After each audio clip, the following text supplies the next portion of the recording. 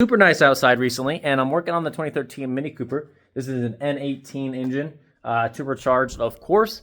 He sold this for $700. I picked this up for $700. I think the only real reason for this motor to have any issues, because it was running when I picked it up, it was the freeze plug in the head. So there's a center freeze plug right in the center of the head, and it blows. I guess it's a very common thing for the N18.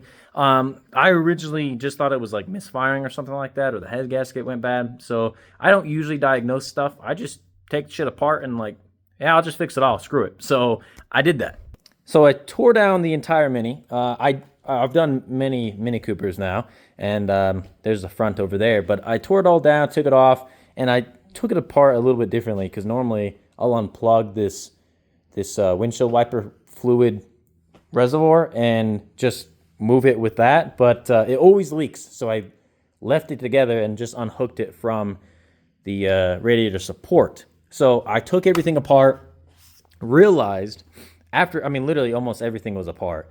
The center plug was blown out, and I looked it up. It's a very common thing for the N18s, apparently. So I didn't know how I should go about fixing it, but I went with a drill bit, a tap, and I put a plug in there, and I also did some red Loctite just to make sure it's not going to come out at all. I don't think it's going to vibrate out, but I had to make sure that it wasn't going to come out and cause another problem.